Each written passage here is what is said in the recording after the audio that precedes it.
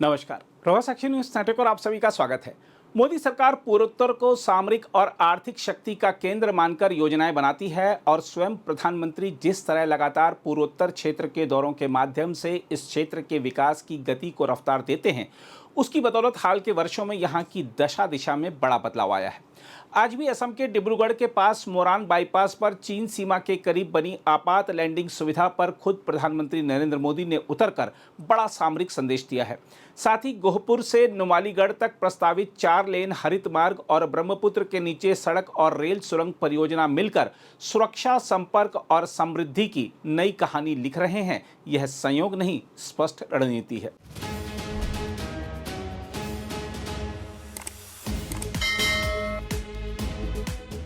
Moran bypass पर बना 4.2 kilometre का सुदृढ़ खंड अब ऐसा राजमार्ग है जो कुछ ही मिनट में सैन्य रनवे में बदल सकता है।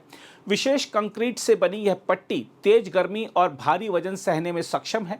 इस पर लड़ाकू विमान, भारी परिवहन विमान और हेलीकॉप्टर उतर सकते हैं। यह दोहरे उपयोग वाली परिसंपत्ति है जो शांति के समय जन सुविधा और संकट के समय सैन्य ताकत का आधार बनती है। प्रधानमंत्री का खुद इस पट्टी पर उतरना एक प्रतीक भर नहीं था, यह साफ संकेत था कि भारत अपनी सीमा सुरक्षा को लेकर सजग, सक्रिय और आत्मविश्वासी है। संदेश यह भी है कि अब भारत पहले से तैयारी रखने वाला देश है। सीमा के पास तेज तैनाती, त्वरित रसद और वैकल्पिक हवाई पट्टियां किसी भी संघर्ष की स्थिति में खेल बदल सकती हैं। यह सुविधा चीन सीमा से लगभग 300 किलोमीटर दूरी पर है। यदि किसी हालात में मुख्य हवाई अड्डे निशाने पर आएं, तो ऐसी पट्टियां वायुसेना को संचालन जारी रखने का विकल्प देती हैं। अलग अलग राजमार्गों पर ऐसे बिंदु बनाकर भारत एक तरह का फैलाव आधारित वायु रक्षा जाल तैयार कर रहा है, जिसे निष्क्रिय करना किसी भी विरोधी के लिए कठिन होगा। इसका महत्व केवल युद्ध तक सीमित नहीं है। बाढ़, भूकंप या किसी आपदा के समय यही पट्टियां राहत का जीवन मार्ग बन सकती हैं। भारी विमान सीधे राहत सामग्री, बचाव दल और चिकित्सा सहायता लेकर दूर दराज इलाकों तक पहुंच सकते हैं। पूर्वोत्तर जैसे संवेदनशील और भौगोलिक रूप से चुनौतीपूर्ण क्षेत्र में यह क्षमता अमूल्य है। अब बात दूसरी बड़ी पहल की। केंद्र सरकार ने गोहपुर से नुमालीगढ़ तक लगभग 33.7 किलोमीटर लंबे 4 लेन नियंत्रित हरित मार्ग को मंजूरी दी है। इसकी लागत 18,662 करोड़ रुपए है। इस परियोजना का सबसे साहसिक हिस्सा है ब्रह्मपुत्र के नीचे 15.79 किलोमीटर लंबी ट्विन ट्यूब सड़क और रेल सुरंग। यह केवल इंजीनियरिंग का कमाल नहीं, रणनीतिक सोच का उदाहरण है। अभी गोहपुर से नुमालीगढ़ पहुंचने में करीब 240 किलोमीटर और 6 घंटे लगते हैं। नया मार्ग समय और दूरी दोनों घटाएगा। इससे असम, अरुणाचल प्रदेश, नागालैंड और अन्य राज्यों में माल ढुलाई तेज होगी, लागत घटेगी और व्यापार बढ़ेगा। यह मार्ग कई आर्थिक केंद्र, पर्यटन स्थल, रसद बिंदु, रेलवे स्टेशन, हवाई अड्डे और जलमार्ग टर्मिनल को जोड़ेगा। अनुमान है कि इससे लाखों मानव दिवस का रोजगार बनेगा। इस परियोजना का सामरिक अर्थ भी बड़ा गहरा है। चीन अक्सर ब्रह्मपुत्र पर या उसके आसपास नई जल और ढांचा परियोजनाओं की घोषणा करता रहता है, जिससे निचले क्षेत्रों में चिंता पैदा होती है। ऐसे माहौल में भारत का ब्रह्मपुत्र के नीचे ट्विन ट्यूब सुरंग बनाना एक मजबूत संदेश है। भारत दिखा रहा है कि वह नदी को डर या विवाद का विषय नहीं, बल्कि विकास और संपर्क का माध्यम मानता है। नदी के ऊपर ही नहीं, नीचे से भी संपर्क मजबूत किया जा सकता है। यह कदम यह भी बताता है कि भारत पूर्वोत्तर को स्थायी रूप से देश की मुख्यधारा के ढांचे से जोड़ना चाहता है। तेज सैनिक आवाजाही, बेहतर रसद, मजबूत आर्थिक संपर्क और पर्यटन को बढ़ावा सब एक साथ साधे जा रहे हैं। यह बहुस्तरीय सोच ही किसी क्षेत्र को हाशिए से केंद्र में लाती है। सच यह है कि लंबे समय तक पूर्वोत्तर को नीति में उतनी प्राथमिकता नहीं मिली जितनी मिलनी चाहिए थी। कठिन भूगोल और कम आबादी को बहाना बनाया गया, पर अब ढांचा निर्माण की रफ्तार बदली है। सड़क, रेल, हवाई संपर्क और डिजिटल ढांचा हर दिशा में काम दिखता है। यह बदलाव केवल कागजों पर नहीं, जमीन पर दिख रहा है। मोदी सरकार ने पूर्वोत्तर को रणनीतिक नजर से देखने की नीति अपनाई है। सुरक्षा और विकास को अलग अलग खाने में नहीं, एक साथ रखा गया है। यही कारण है कि रनवे बनी सड़क और नदी के नीचे सुरंग एक ही दौर में दिखती है। यह सोच बताती है कि आने वाले समय में पूर्वोत्तर भारत की सुरक्षा ढाल भी होगा और आर्थिक द्वार भी। बहरहाल, आइए देखते हैं प्रधानमंत्री ने अपने पूर्वोत्तर दौरे में क्या बड़ी बातें कही हैं। मैं आपसे जानना चाहता हूं, क्या कभी कांग्रेस से हम देश हित के लिए इतनी हिम्मत के साथ फैसले करने की ताकत थी क्या? वो कर सकते थे क्या? वो ज्यादा से ज्यादा बयान दे सकते हैं, वो कुछ नहीं कर सकते। जो कांग्रेस भारत को राष्ट्र मानने से भी इनकार करती हो, जो सवाल करते हैं कि मां भारती क्या होती है, जो मां भारती के नाम तक से परहेज करती हो, जो मां भारती के प्रति जरा सा सम्मान तक नहीं दिखाते, वो कांग्रेस कभी भारत का भला नहीं कर सकती। इसलिए कांग्रेस ने कभी देश की सुरक्षा को प्राथमिकता नहीं दी। कांग्रेस की सरकारों के इसी नकारेपन से पूरा नॉर्थ ईस्ट डर और असुरक्षा में जीता था।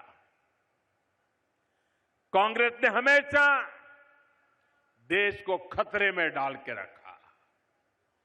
कांग्रेस के समय में जब भी सेना के लिए हथियार खरीदे गए, उसका मतलब होता था हजारों करोड़ का घोटाला। साथियों, आज देश अपनी सेनाओं को मजबूत कर रहा है। भारत अपनी सीमाओं पर शानदार हाईवे, शानदार टनल्स, ऊंचे ऊंचे ब्रिज, आधुनिक एयरफील्ड, ये सब बना रहा है, देश की सुरक्षा बढ़ा रहा है। और इसलिए कांग्रेस बौखलाई हुई है। उनको यही हो रहा है कि मोदी सब कैसे कर लेता है।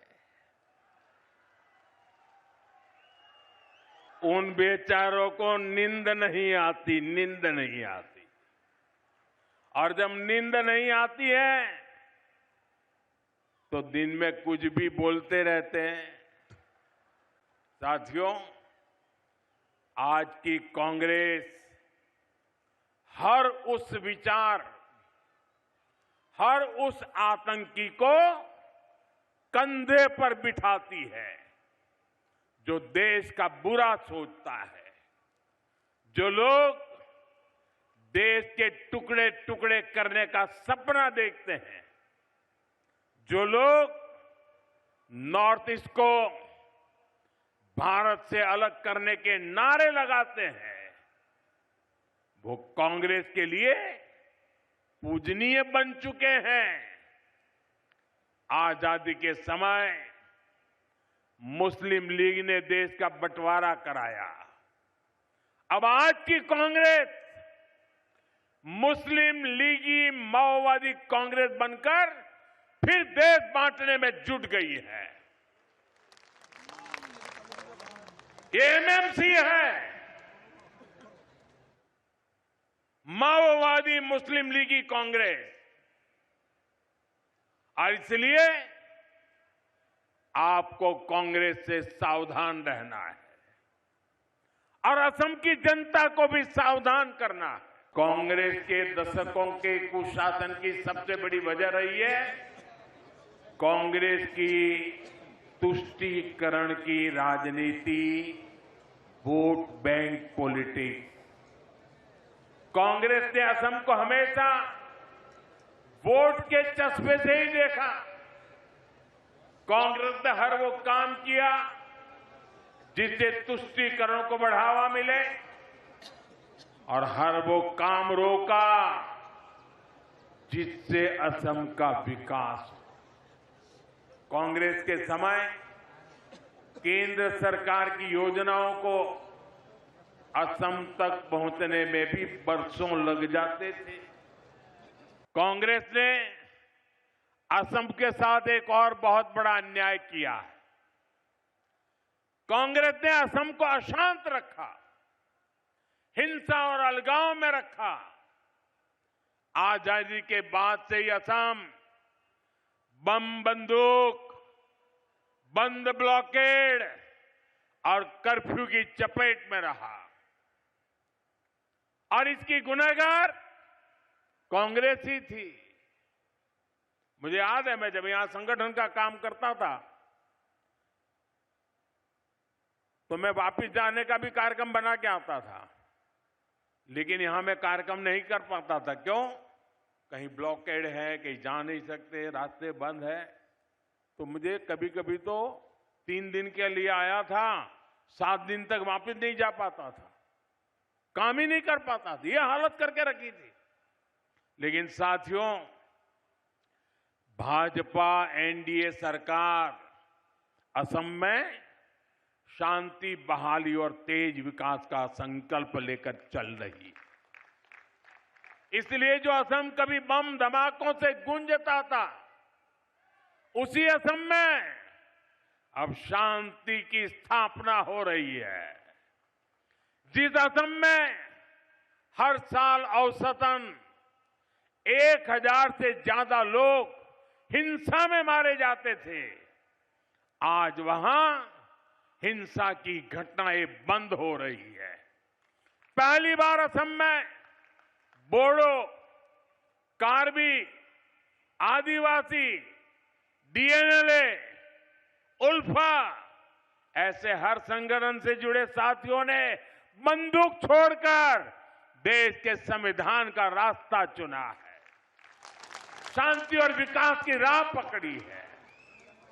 लेकिन मेरे कार्यकर्ता साथियों, आपको भूलना नहीं है, 10 वर्ष सत्ता से बाहर रहने की वजह से कांग्रेस और ज्यादा जहरीली हो गई है। उनके टॉप लीडर से नीचे तक उनके जुबान से जहर ही निकलता है। कांग्रेस असम को फिर से अशांति और अराजकता में झोंकना चाहती है। कांग्रेस असम को घुसपैठियों के हवाले करना चाहती है। अगर आप भी लेना चाहते हैं देश दुनिया की तमाम जानकारी, तो आज ही सब्सक्राइब करें हमारे चैनल को। साथ ही नीचे दिए बेल आइकन को जरूर दबाएं ताकि हर अपडेट आप तक पहुंच सके।